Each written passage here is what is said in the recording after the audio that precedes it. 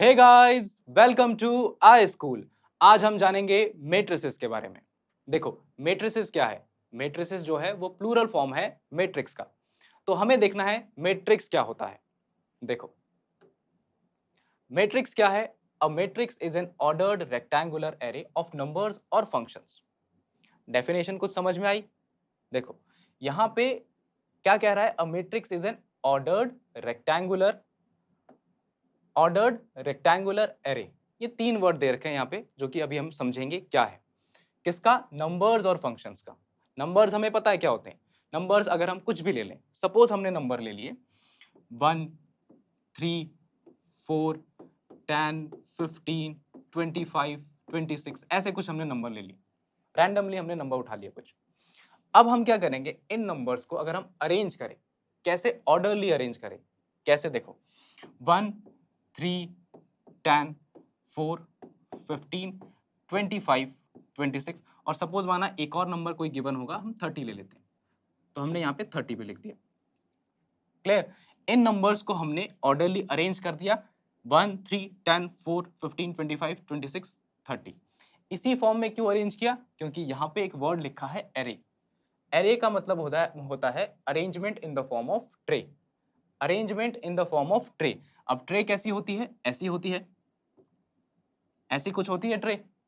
अब देखो, हमने क्या किया, इन नंबर्स को ट्रे की फॉर्म में अरेंज कर दिया और ये क्या बन गया? अगर हम इसकी शेप देखें तो ये कुछ रेक्टेंगल शेप की दिख रही है, ऐसी दिख रही है, जिसमें कि ये एक लेंथ हो गई, ये ब्रेथ हो गई। क्लियर? तो यानी कि अगर हम नंबर्स या फिर कह लें नंबर्स या फिर फंक्शन को अगर हम इस तरीके से अरेंज करें कि वो एक ट्रे की शेप में हो जाए और वो ट्रे कैसी हो? रेक्टेंगुलर इन शेप, तो हम कहेंगे उसको, हम मैट्रिक्स कहेंगे। क्या कहेंगे उसे? मैट्रिक्स। तो जो मैट्रिक्स है वो कुछ इस तरीके से लिखा जाता है। क्लियर? अगर हमारे पास फंक्शंस गिवन हो, सपोज हमारे पास फंक्शन गिवन है और उनको हमने इस तरीके से अरेंज कर दिया, जैसे यहाँ पे लिख दिया हमने साइन थीटा। फंक्शन क्या है? साइन थीटा भी क्या है? एक फंक्शन है। ऐसे ही अगर हमारे पास कॉस थीटा गिवन है, फिर अगर हमारे पास टेन थीटा गिवन है, फिर यहाँ पे हम कह दें कि हमारे पास कॉस थीटा गिवन है, यहाँ पे कॉसेक थीटा गिवन है और यहाँ पे सेक थीटा गिवन है। तो हमने क्या किया, इन्हें अरेंज कर दिया है ट्रे की फॉर्म में। क्लियर? तो इसको क्या कहेंगे? मैट्रिक्स कहेंगे। अब समझ में आया? अब डेफिनेशन एक बार देखो, a matrix is an ordered rectangular array of numbers और फंक्शंस। क्लियर यहां तक? उसके बाद कह रहा है द नंबर्स और फंक्शंस आर, द नंबर्स और functions are called the elements और the entries of the matrix. यहां पे जो हमने नंबर्स देखे हैं 1, 3, 10, 4, 15, 25, 26, 30, ये नंबर्स क्या कहलाएंगे? इस मैट्रिक्स के एलिमेंट्स कहलाएंगे। क्लियर यहां तक? या एलिमेंट्स कहलाएंगे या एंट्रीज कहलाएंगे, या हम कह सकते हैं ये इस मैट्रिक्स के मेंबर्स हैं। क्लियर यहां तक? ऐसे ही जो ये sine theta, cos theta, tan theta जो हमने ले रखा है, इनको भी हम एलिमेंट्स बोलेंगे या एंट्रीज कहेंगे या फिर मेंबर्स कह सकते हैं। इतनी बात क्लियर हो गई? चलो, इतनी बात हमें क्लियर हो गई। अब देखो जरा ध्यान से, ऐसे ही फॉर्म में क्लासरूम में जो बच्चे होते हैं वो भी ऐसे ही बैठे रहते हैं। उनकी बस जो फॉर्म होती है, किसी की 3 रोज होती है, उसमें 3 कॉलम्स होते हैं, किसी के 4 रोज होते हैं, 4 कॉलम्स होते हैं, या 3 कॉलम्स होते हैं। तो वो जो रोज और कॉलम्स हैं वो हम कैसे देखते हैं? जो हॉरिजॉन्टली होती है, जो अगर हॉरिजॉन्टली देखें यहाँ पे 1 और 3, हम कहेंगे ये रो 1 के एलिमेंट है। ऐसे ही जो 10 और 4 हैं, हम कहेंगे ये रो 2 के एलिमेंट है। 15 और 25 ये किसके हैं? रो 3 के एलिमेंट। और ये है रो 4 के एलिमेंट। तो रोज क्या होती है? जो हॉरिजॉन्टली अगर हम देखेंगे तो वो रोज कहलाएंगी, और अगर हम वर्टिकली देखेंगे तो ये कॉलम्स कहलाएंगे। ये कॉलम 1 हो गया और ये कॉलम 2 हो गया। क्लियर यहां तक? यानी कि मैट्रिक्स में रोज और कॉलम्स का यूज होता है। यहां पे भी जो ये रो है, ये फर्स्ट रो कहलाएगी, रो 1। ऐसे ही ये भी रो 2, ये रो 3। तो इसमें कॉलम्स कितने हैं? यहाँ पे कॉलम 1 और कॉलम 2। क्लियर? तो मैट्रिक्स में हमें पता चल गया, हम रो और कॉलम से मैट्रिक्स को देखते हैं। इतनी बात समझ में आ गई? चलो, इतनी बात समझ में आ गई है, फिर देखते हैं आगे क्या है। We consider only those matrices whose elements are real numbers or functions taking real values। यानी कि हमने सिर्फ वो नंबर्स लेने हैं जो कि रियल होंगे और वो फंक्शंस लेने हैं जिनकी वैल्यू रियल आएगी। क्लियर यहां तक? सिर्फ वो नंबर लेंगे जो कि रियल नंबर्स होंगे और वो फंक्शंस लेंगे जिनकी वैल्यू हमें रियल वैल्यूज मिलेगी। इतनी बात क्लियर? चलो आगे देखते हैं क्या है। ऑर्डर ऑफ मैट्रिक्स है। क्या है? Order of matrix. A matrix having m rows and n columns is called a matrix of order m cross n और simply m cross n matrix। इसको हम रीड कैसे करेंगे? जो मैट्रिक्स होगा वो m by n होगा, जो मैट्रिक्स होगा उसका जो ऑर्डर होगा वो m क्रॉस n होगा। क्लियर? देखो कैसे, अगर हम एक मैट्रिक्स ले लेते हैं, हमने एक मैट्रिक्स लिया, यहाँ पे 5 है, 10, 20, 50, 15 और 25, ये हमने एक मैट्रिक्स ले लिया। अब देखो यहाँ पे जो आपको नंबर ऑफ रोज मिल रही है, ये है रो 1, रो 2 और रो 3, ये आपको नंबर ऑफ रोज मिल रही है। तो यहाँ पे जो रोज हैं वो कितनी मिल गई आपको? 3 रोज। और फिर जो कॉलम यहाँ पे देखने को मिल रहे हैं हमें, कॉलम 1, कॉलम 2, तो 2 कॉलम मिल रहे हैं। तो हम कह सकते हैं यहाँ पे जो ये मैट्रिक्स है इसका ऑर्डर कितना है? 3 क्रॉस 2। ये जो मैट्रिक्स का ऑर्डर कितना हो गया? 3 क्रॉस 2। और जो यहाँ पे m की वैल्यू है वो हो जाएगी कितनी?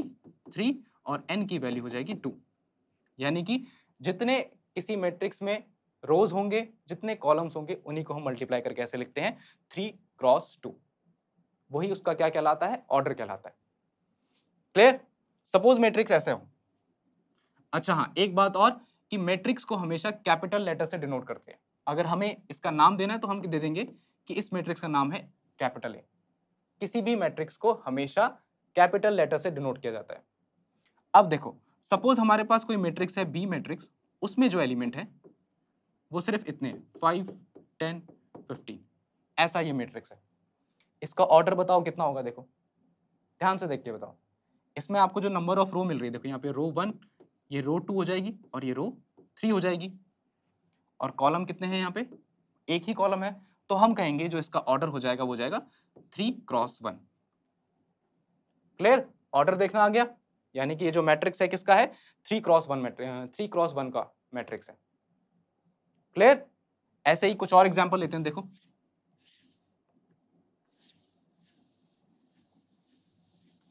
अब हम एक मैट्रिक्स ले लेते हैं, ए मैट्रिक्स, जिसमें कि एलिमेंट्स जो हैं वो हो जाएंगे यहाँ पे 10, 15, 13, 14, फिर यहाँ पे 12, 16, 15, 20, 1, 2, 3, 4, ये मैट्रिक्स ले लिया हमने। अब इसका ऑर्डर बताओ कितना होगा? ध्यान से देखो, यहाँ पे बोलोगे सर हमको यहाँ पे 3 रोज दिख रही हैं और कॉलम कितने दिख रहे हैं? 1, 2, 3, 4 कॉलम्स। तो ये कितना, इसका जो ऑर्डर हो गया वो कितना हो गया? 3 क्रॉस 4। इसका जो ऑर्डर हो गया वो हमारे पास 3 क्रॉस 4 हो गया। क्लियर? यहाँ तक ऑर्डर अच्छे से देखना हमें आ गया है। अब क्या करेंगे? देखो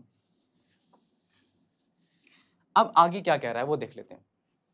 और a इक्वल्स में small a i j m cross n, इसका मतलब क्या हुआ? देखो हमारे पास कोई भी मैट्रिक्स गिवन है, a इक्वल्स में अभी हमने जो मैट्रिक्स लिया था उसी को देख लेते हैं।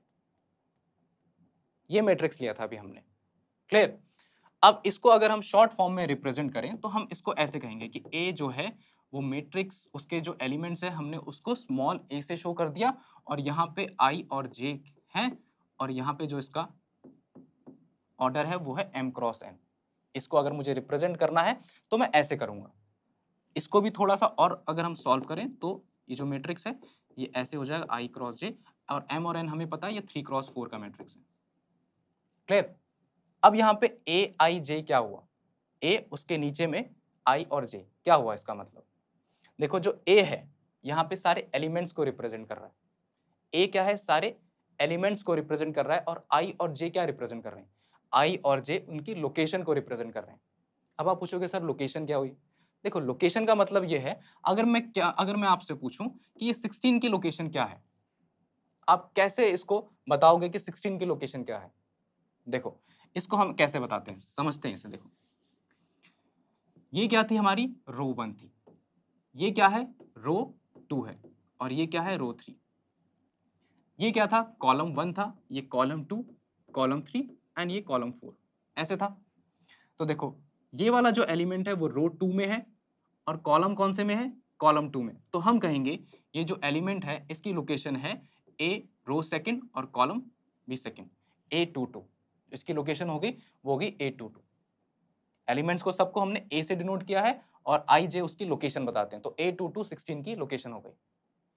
ऐसे ही अगर हम कहें कि 3 की लोकेशन क्या है, तो जरा ध्यान से देखो, अब हम कहेंगे A और थर्ड रो में आ रहा है, तो रो थर्ड, कॉलम कौन सा है, थर्ड, ये भी थर्ड, A33। क्लियर यहां तक? ऐसे किसी और की लोकेशन फाइंड आउट करते हैं, हम करते हैं अब 13 की लोकेशन फाइंड आउट। चलो 13 की बताओ क्या होगी, ध्यान से देख के बताओ। देखो 13 की जो लोकेशन होगी, A रो 1 है और कॉलम 3 है, जो 13 की लोकेशन हो गई वो होगी A13। क्लियर यहां तक? चलो इतनी हमको समझ में आ गया कि जो मैट्रिक्स है उसको रिप्रेजेंट कैसे किया जाता है। A इक्वल मैट्रिक्स के अंदर, ये स्क्वायर ब्रैकेट के अंदर स्मॉल a IJ, फिर स्मॉल ब्रैकेट क्लोज, और उसके राइट हैंड साइड के बॉटम में M क्रॉस N जो होता है उसका ऑर्डर डिसाइड करता है। क्लियर यहां तक? अब यहाँ पे ये कह रहा है कि जो I है वो 1 से हमेशा बड़ा होगा और M से हमेशा छोटा होगा। देखो M रिप्रेजेंट करता है रोज को, तो यानी कि I की वैल्यू हमेशा M से छोटी ही होगी, और 1 से बड़ी क्यों होगी, क्योंकि एक रो तो हमेशा मैट्रिक्स में प्रेजेंट होगी ही होगी। क्लियर? ऐसे ही ये जो J है, J में भी जो J की वैल्यू होगी वो हमेशा N से छोटी होगी, क्योंकि N क्या है, नंबर ऑफ कॉलम को रिप्रेजेंट कर रहा है, और जो 1 है किसी भी मैट्रिक्स में एक कॉलम तो होगा ही होगा। क्लियर यहां तक?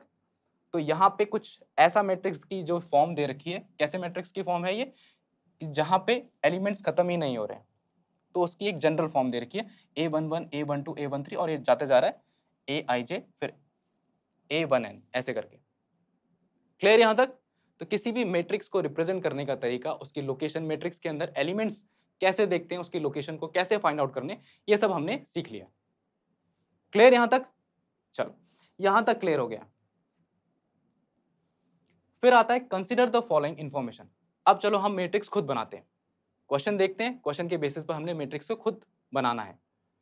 Consider the following information regarding the number of main and women workers in 3 factories, first, second and third. यानी कि 3 फैक्ट्री गिवन है हमारे पास, फैक्ट्रीज है फर्स्ट, सेकंड और थर्ड। उसमें जो मेन वर्कर है, फर्स्ट फैक्ट्री में देखो मेन वर्कर 30 और वुमेन वर्कर 25। सेकंड फैक्ट्री में मेन वर्कर है 25, women worker 31। Man worker third factory में 27 और women worker 26। Represent the above information in the form of a 3x2 matrix. यानी कि ये जो अबव इंफॉर्मेशन हमें दे रखी है, इसको 3x2 मैट्रिक्स में रिप्रेजेंट करना है। अब 3x2 मैट्रिक्स का मतलब ये है कि 3 रो और 2 कॉलम वाले मैट्रिक्स में रिप्रेजेंट करना है। क्लियर? फिर कह रहा है कि what does the entry in the third row and second column represent. यानी कि थर्ड रो और सेकंड कॉलम, यानी कि A32 हमें फाइंड करना है। क्या फाइंड करना है हमें? A32। समझ गए? चलो इसको रिप्रेजेंट करते हैं 3x2 के मैट्रिक्स में। हम मान लेंगे कि ये मैट्रिक्स का नाम है A, जो हम अभी बनाने वाले हैं। देखो factory first, factory second, factory third, ऐसे गिवन है। क्लियर? अब देखो number of workers, main workers कितने हैं फैक्ट्री फर्स्ट में? 30, और वुमेन वर्कर्स 25। ये तो सिंपली बना लोगे आप। सेकंड फैक्ट्री में है कितने? 25 और वुमेन वर्कर 31। ऐसे ही थर्ड फैक्ट्री में हमारे पास है 27 और 26। 27 और 26 देखो यही है, चेक करो यहाँ पे 25, 31, 26, 30, 25, 27। क्लियर? तो ये हमारे पास, ध्यान से देखो, ये 3x2 मैट्रिक्स बनी है कि नहीं बनी? 3 रो हो गई और 2 कॉलम हो गए, तो हम कहेंगे जो हमारी 3x2 मैट्रिक्स है वो बन के तैयार हो गई। क्लियर?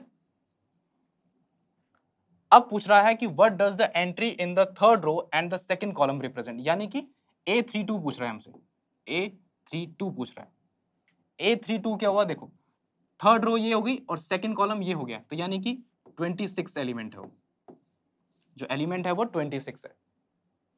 क्लियर यहां तक? इस क्वेश्चन से आपको मैट्रिक्स बनाना आ गया होगा, मैट्रिक्स के अंदर लोकेशन ढूंढनी आ गई होगी किसी भी एलिमेंट की। इतना क्लियर? चलो नेक्स्ट देखते हैं क्या है। If a matrix has 8 elements, what are the possible orders it can have? अगर किसी मैट्रिक्स में 8 एलिमेंट है तो उसका पॉसिबल जो ऑर्डर होंगे वो क्या क्या हो सकते हैं। अब देखो जो ऑर्डर है वो एक और चीज को रिप्रेजेंट करता है। सपोज हमने एक मैट्रिक्स बनाया, यहाँ पे एलिमेंट ले रहे हैं हम 1 2 3 4 5 6 और यहाँ पे 7 8 ये ले लिए। अब देखो यहाँ पे आपको सिंपली 8 एलिमेंट दिख गए, है ना? 80 एलिमेंट का मैट्रिक्स बनाना है हमें।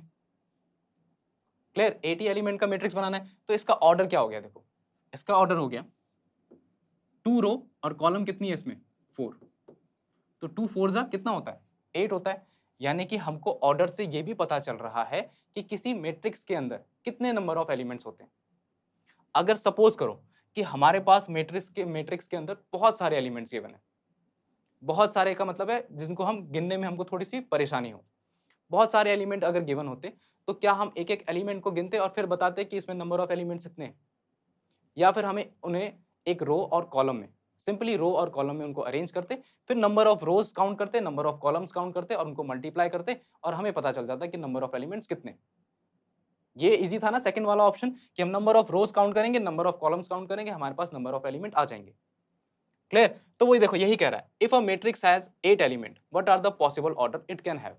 अगर किसी मैट्रिक्स में 8 एलिमेंट है तो उसका पॉसिबल ऑर्डर क्या-क्या हो सकते हैं। तो यानी कि हमें ये पता चला कि A के अंदर जो नंबर ऑफ एलिमेंट है वो हम कैसे निकाल सकते हैं? m क्रॉस n करके निकाल सकते हैं। क्लियर? A के अंदर जो एलिमेंट है वो हम कैसे निकाल सकते हैं? m क्रॉस n करके। अब हमें दे रखा है कि ये जो एलिमेंट हमने निकाले हैं वो टोटल नंबर कितने हैं? 8 है। तो m क्रॉस n करके हमारा 8 आना चाहिए। अब हमें m की वैल्यू ऐसी क्या रखेंगे, n की वैल्यू ऐसी क्या रखेंगे कि हमको 8 मिल जाए। तो देखो या तो ऐसा हो सकता है कि हम 8 इंटू 1 करें, तब 8 1 जा 8 आएगा, या हम ऐसे करें 1 इंटू 8। इनकी देखो पोजीशन चेंज हुई है, तो पोजीशन चेंज से एक और चीज भी चेंज हुई है कि यहाँ पे नंबर ऑफ रोज थी 8, नंबर ऑफ कॉलम थे 1, लेकिन अब यहाँ पे नंबर ऑफ रोज कितनी होगी 1 और नंबर ऑफ कॉलम होंगे 8। एक तो ये अरेंजमेंट हो गया, दूसरा हो गया 2 इंटू 4 और एक और हो गया 4 इंटू 2। क्लियर यहां तक? तो ये रहे हमारे पॉसिबल नंबर ऑफ अरेंजमेंट जिनसे हम एक ऐसा मैट्रिक्स तैयार कर सकते हैं जिसमें नंबर ऑफ एलिमेंट्स कितने होंगे? 8 होंगे। ठीक है, तो आप यहां पे बोलोगे एक है 8 इंटू 1, एक है 1 इंटू 8, एक है 2 इंटू 4 और एक है 4 इंटू 2। यहां तक समझ में आ गया? चलो ये समझ में आ गया। अब करते हैं अपना आगे, देखते हैं क्या है। देखो अब आता है टाइप्स ऑफ मैट्रिसेस। मैट्रिसेस के टाइप्स हम क्या क्या देखने वाले हैं। फर्स्ट है सबसे पहला column matrix. Column matrix, a matrix is said to be column matrix if it has only one element. कोई भी मैट्रिक्स कॉलम मैट्रिक्स कहलाएगा अगर उसमें सिर्फ एक ही कॉलम प्रेजेंट है। कैसे? देखो हम यहाँ पे एक मैट्रिक्स लेते हैं, हमने ले लिया 4 5 6, ये एक मैट्रिक्स ले लिया हमने। तो देखो यहाँ पे हमें रो तो कितनी दिख रही है? रो 1, रो 2, रो 3 ये दिख गई, लेकिन इसमें कॉलम कितना दिख रहा है? एक ही दिख रहा है। यानी कि ऐसा मैट्रिक्स, यानी कि हम कह सकते हैं ए एक ऐसा मैट्रिक्स होगा जिसके अंदर ए आई जे होंगे और उसका जो ऑर्डर होगा वो कितना होगा? m इंटू 1 होगा, यानी कि कॉलम हमेशा उसमें 1 रहेगा। ऐसा मैट्रिक्स कॉलम मैट्रिक्स कहलाता है जिसमें कि कॉलम सिर्फ 1 हो। क्लियर? तो देखो यहाँ पे लिख रखा है ए इक्वल में ए आई जे m cross 1 is a column matrix of order m cross n, m cross 1। Clear यहां तक? यानी कॉलम मैट्रिक्स में हमेशा n की वैल्यू 1 रहेगी। इसके बाद आता है रो मैट्रिक्स। जैसे कॉलम था वैसे ही अब रो मैट्रिक्स है। यहाँ पे क्या होगा? हमेशा जो रो होगी वो 1 होगी, यानी कि जो नंबर ऑफ रोज होगी वो हमेशा 1 होगी। क्लियर? देखो और इसको हम रिप्रेजेंट कैसे करेंगे? सिंपल ऐसे a इक्वल ए आई जे और 1 इंटू में n, यानी कि यहाँ पे m की वैल्यू हमेशा 1 होगी। नंबर ऑफ रोज कितनी होगी यहाँ पे? हमेशा 1। एग्जाम्पल ले लेते हैं, हमने एग्जाम्पल लिया यहाँ पे 5 10 50। देखो एक ही रो है, सिर्फ रो 1 है, कॉलम कितने हो रहे हैं? 1 2 3, यानी कि कॉलम कितने भी हो सकते हैं लेकिन रो हमेशा 1 रहेगी। तो ऐसा मैट्रिक्स क्या कहलाता है? Row matrix. चलो इतना समझ में आ गया। अब देखते हैं आगे कौन सा टाइप्स है। स्क्वायर मैट्रिक्स क्या होगा? देखो स्क्वायर की आपको शेप तो पता है क्या होती है? स्क्वायर क्या होता है? जिसकी सारी साइड्स आपस में इक्वल होती है। यानी कि यहाँ पे हमें ऐसा मैट्रिक्स मिलने वाला है जिसमें m और n इक्वल हो, जिसमें m और n इक्वल हो, यानी कि अगर m 2 होगा तो n भी 2, m1 तो n भी 1 और m अगर 3 तो n भी 3। सिंपल। देखो डेफिनेशन पढ़ो। अ matrix is a matrix in which the number of rose in a matrix in which the number of rows are equal to the number of columns is said to be a square matrix। तो एक example ले लेते हैं।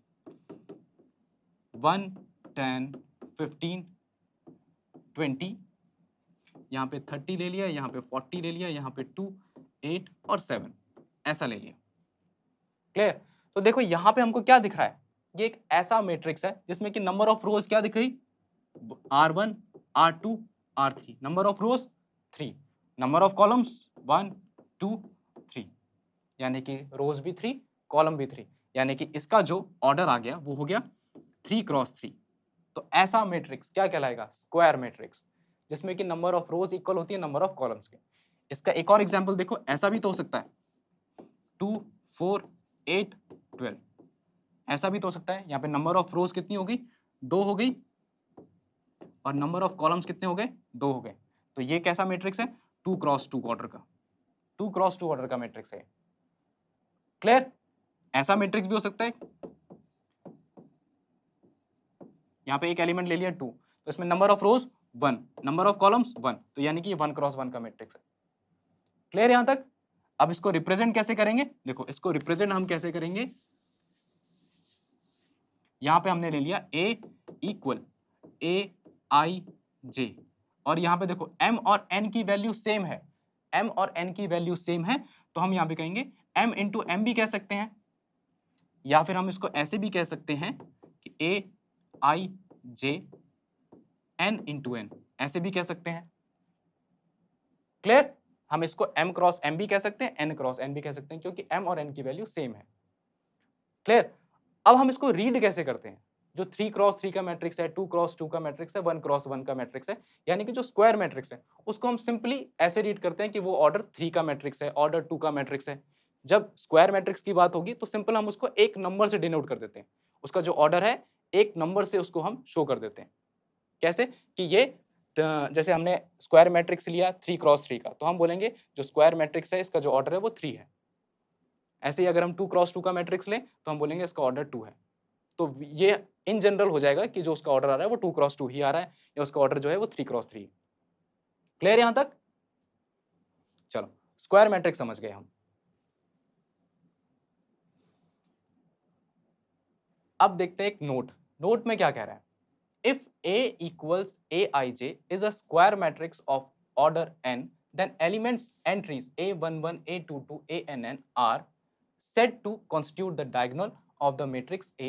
Thus, if A equals में ये दे रखा है, then the elements of the diagonal of A are 1 4 6। क्या कह रहा है, देखो कोई मैट्रिक्स अगर हमें गिवन है, फर्स्ट ऑफ ऑल डायगोनल हमेशा कौन से मैट्रिक्स में देखोगे आप, स्क्वायर मैट्रिक्स में। डायगोनल हमेशा आप स्क्वायर मैट्रिक्स में ही चेक करोगे। क्लियर यहां तक। अब स्क्वायर मैट्रिक्स चाहे 3 क्रॉस का हो, 3 क्रॉस 3 का हो, चाहे 2 क्रॉस 2 का हो, तो स्क्वायर मैट्रिक्स में ही हमेशा डायगोनल देखे जाएंगे। अब बात आती है कि डायगोनल होता क्या है। अगर हमने कोई मैट्रिक्स लिया है, सपोज देखो यही मैट्रिक्स हमने लिया है, ए इक्वल क्या दे रखा है यहाँ पे, ध्यान से देखो 1 -3 1 2 4 -1 3 5 6। तो जो डायगोनल के एलिमेंट है वो हमेशा ऐसे होंगे, A11 वाले, A22 वाले, A33 वाले, और आगे अगर 4 क्रॉस 4 का है तो A44 वाले। यही यहाँ पे क्या रखा है कि डायगोनल के एलिमेंट हमेशा ये वाले होंगे, A11 A22 A33 A44 ऐसे। तो देखो A11 में हमारे पास 1 आएगा, A22 में हमारे पास 4 आएगा, और A33 में हमारे पास 6 आएगा। तो जो डायगोनल के एलिमेंट है वो होंगे हमेशा 1 4 6।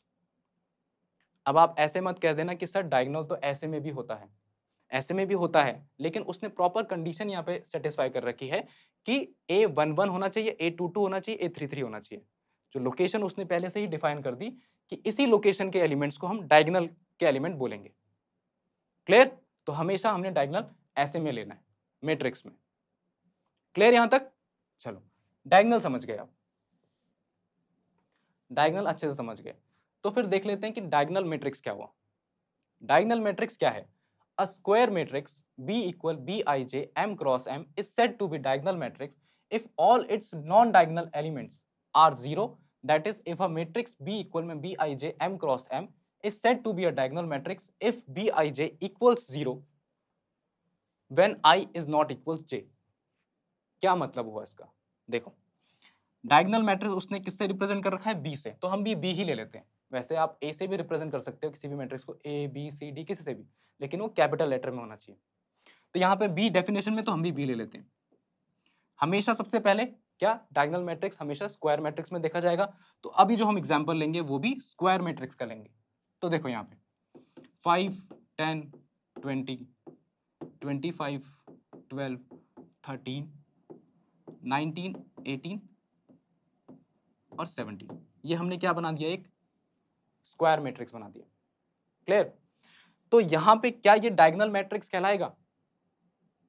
डायगोनल मैट्रिक्स के लिए एक कंडीशन उसने प्रॉपर डिफाइन कर रखी है कि Bij इक्वल 0 होगा जब I is not equals j।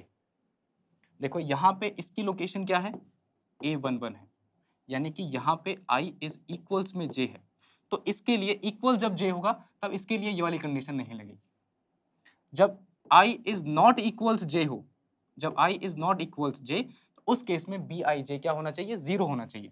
Bij उसमें 0 होना चाहिए। तो देखो अगर ये B12 हुआ, यानी कि first row second column, first row second column, first row second column, यानी कि 10, यहाँ पे ये 0 होना चाहिए, तब जाके ये डायगोनल मैट्रिक्स होगा। तो यानी कि कौन कौन से एलिमेंट 0 होंगे?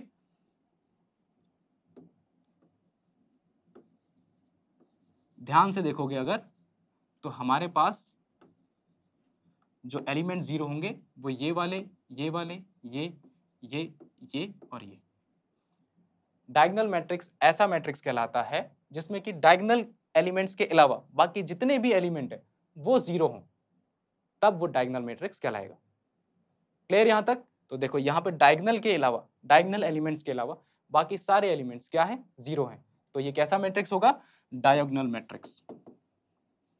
कैसा मैट्रिक्स होगा? Diagonal matrix.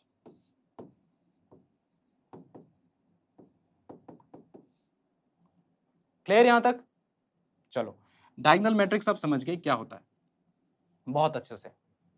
अब देखते हैं आगे कौन सा मैट्रिक्स है, scalar matrix.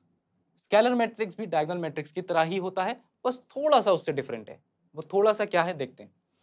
A diagonal matrix is said to be scalar matrix if its diagonal elements are equals. That is a square matrix B equals में Bij n cross n is said to be a scalar matrix if Bij equals 0 when I is not equals में j। ये पहली वाली condition होगी diagonal matrix की। लेकिन इसने यहाँ पे एक सेकंड कंडीशन भी और एक ऐड कर दी है कि क्या, Bij इक्वल्स में k होगा when I इक्वल्स में j for some constant k। क्या मतलब हुआ इसका? ध्यान से देखते हैं। देखो, कोई मैट्रिक्स अगर हमें ऐसा दे रखा है, सबसे पहले स्केलर मैट्रिक्स में भी हमने डायगोनल मैट्रिक्स ही बनाना है। तो डायगोनल मैट्रिक्स में क्या होगा? यहाँ पे कोई एलिमेंट ले लिया, बाकी सारे 0, फिर ये, अच्छा यहाँ पे भी क्या आ जाएगा? 10 ले लिया, ये 0, यहाँ पे 0 0 और यहाँ पे हमने 20 ले लिया ऐसे। तो ये तो क्या बन गया? अभी ये बन गया हमारा डायगोनल मैट्रिक्स। कहा था ना कि ये क्या बन गया हमारा? डायगोनल मैट्रिक्स, जिसमें कि डायगोनल एलिमेंट्स को छोड़ के बाकी सारे क्या हैं? 0 हैं। तो डायगोनल और स्केलर में क्या अंतर है? स्केलर में सिर्फ इतना होता है कि इसमें जो डायगोनल के एलिमेंट है वो सारे के सारे सेम होने चाहिए। अगर यहाँ पे 5 है तो ये भी 5 होना चाहिए, ये भी 5 होना चाहिए और ये भी 5 होना चाहिए, तब जाके ये क्या कहलाएगा? स्केलर मैट्रिक्स कहलाएगा। यानी कि सारे डायगोनल्स के एलिमेंट सेम हो। इसीलिए यहाँ पे इसने Bij इक्वल्स में क्या लिख रखा है? k, अगर I इक्वल्स में j है। क्लियर? k यानी कि कोई कांस्टेंट को रिप्रेजेंट कर रहा है और वो कांस्टेंट सब में सेम होगा। समझ गए इतना? चलो, इतना समझ गए कि स्केलर मैट्रिक्स क्या हुआ। अब देखते हैं अपना नेक्स्ट मैट्रिक्स क्या है, identity matrix. Diagonal matrix, scalar matrix, identity matrix लगभग सेम ही है। डायगोनल समझ गए, स्केलर समझ गए, आइडेंटिटी में बस इतना है, जहां पे एलिमेंट्स हमने सेम लिए वहां पे आपने सिर्फ 1 1 1 रख देना है। यानी कि ऐसा मैट्रिक्स जिसमें कि डायगोनल के एलिमेंट 1 हो, डायगोनल के सारे एलिमेंट 1 हो, तो ऐसा मैट्रिक्स कहलाता है हमारा आइडेंटिटी मैट्रिक्स। देखो कैसे, अगर हम यहाँ पे a इक्वल 1 0 0 1 0 0 0 0 1 ऐसा बोले, ये तो हमने 3 क्रॉस 3 का ले लिया। अगर 2 क्रॉस 2 का अगर हमें मिले तो ऐसा हो 1 1 0 0 1 ऐसा। क्लियर यहां तक? यानी कि आइडेंटिटी मैट्रिक्स वो मैट्रिक्स होता है जिसमें कि डायगोनल के सारे एलिमेंट 1 होंगे। कंडीशन आप लगा के देखना। क्लियर? क्योंकि ये डायगोनल मैट्रिक्स में भी समझा दिया था, स्केलर में भी समझा दिया, अब आइडेंटिटी में आप लगा के देखना कि किस तरीके से यहाँ पे ये जो कंडीशन है वो लग रही है। क्लियर यहां तक? चलो, यहाँ पे एक नोट भी है। नोट में क्या कह रहा है देखो, the identity matrix of order n is denoted by I, नीचे n है, when order is clear from the context we simply write it as a 3, sorry I। देखो, आइडेंटिटी मैट्रिक्स को डिनोट किया जाता है ऐसे, I और उसके नीचे n। अगर ऑर्डर हमें कॉन्टेक्स्ट से ही क्लियर हो रहा है, मतलब कि जो हमें मैट्रिक्स दिया हुआ है उसके मैट्रिक्स को देख के अगर हमें ऑर्डर क्लियर हो रहा है तो सिंपली हम क्या कहेंगे, ये कौन सा मैट्रिक्स है, I मैट्रिक्स, सिंपली हम उसे I से डिनोट कर देंगे। इतनी बात क्लियर? चलो, इतना क्लियर हो गया। नेक्स्ट देखते हैं क्या है, जीरो मैट्रिक्स। जीरो मैट्रिक्स का मतलब ऐसा मैट्रिक्स जिस मैट्रिक्स के अंदर सारे एलिमेंट क्या होंगे, जीरो होंगे। सिंपली उस मैट्रिक्स को क्या बोलेंगे हम, जीरो मैट्रिक्स। यानी कि ऐसा मैट्रिक्स जिसके अंदर सारे एलिमेंट जीरो हों, ये तो नाम से ही शो हो रहा है, तो ऐसा मैट्रिक्स क्या कहलाएगा, जीरो मैट्रिक्स। क्लियर? इतना क्लियर हो गया? देखो लिख रखा है, a matrix is said to be zero matrix और null matrix if all its elements are zero. Zero matrix को नल मैट्रिक्स भी कहा जाता है। एक चीज पता चल गई हमें कि जीरो मैट्रिक्स को नल मैट्रिक्स भी कहा जाता है, और जीरो मैट्रिक्स क्या होता है, जिसके सारे एलिमेंट जीरो। क्लियर यहां तक? यानी कि टाइप्स ऑफ मैट्रिक्स में हमने काफी सारी चीजें देख ली हैं और उनको बहुत अच्छे से समझ लिया। अब नेक्स्ट देखते हैं क्या है, नेक्स्ट है equality of matrices. Equality of matrices को हम क्या करते हैं अपने नेक्स्ट पार्ट में देखेंगे। तो अभी सबसे पहले हम थोड़ा सा एक क्विक रिकैप कर लेते हैं कि हमने अभी तक क्या क्या देखा। हमने मैट्रिसेस को समझा, मैट्रिसेस क्या होते हैं, मैट्रिसेस के बाद हमने ऑर्डर ऑफ मैट्रिसेस को समझा, उसके बाद हमने देखा types of matrices. Types of matrices में हमने रो मैट्रिक्स, कॉलम मैट्रिक्स देखी, उसके बाद हमने क्या क्या देखा, देखो उसके बाद हमने देखा था स्क्वायर मैट्रिक्स, स्क्वायर मैट्रिक्स समझा, उसके बाद हमने समझा डायगोनल क्या होते हैं, डायगोनल मैट्रिक्स क्या होता है, उसके बाद हमने स्केलर मैट्रिक्स समझा, स्केलर के बाद हमने आइडेंटिटी मैट्रिक्स समझा, फिर उसके बाद हमने समझा जीरो मैट्रिक्स। अब जो है हमें देखना है इक्वालिटी ऑफ मैट्रिसेस, तो इसको देखेंगे हम अपने नेक्स्ट पार्ट में। Till then have a good day. If you like the video and want to learn more, so click on the given link and download the app now. And don't forget to like, share and subscribe.